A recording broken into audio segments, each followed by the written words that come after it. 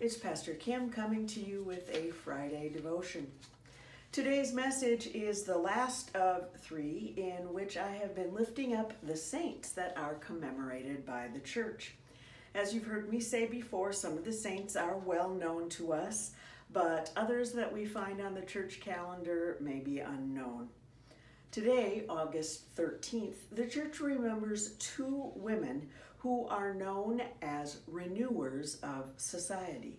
They lived much later than the saints we talked about in previous weeks.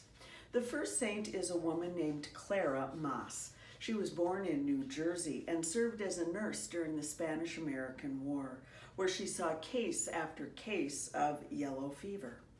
After the war, she bravely volunteered to be a subject in yellow fever research, which involved being bitten by mosquitoes, which carried the disease. From these experiments, Clara contracted yellow fever and died of it on this date in 1901. The second saint, I believe, is a familiar name to most of us, and that is a woman named Florence Nightingale.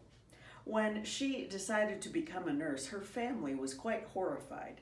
Nursing was not considered the noble profession it is today. Rather, it was often done by people with no training and no other way to make a living. Florence left her native England to be trained in nursing by a group of Lutheran deaconesses in Germany. She returned home to work on reforming English hospitals. She later led a group of other nurses to serve in the Crimean War, where they worked in appalling conditions.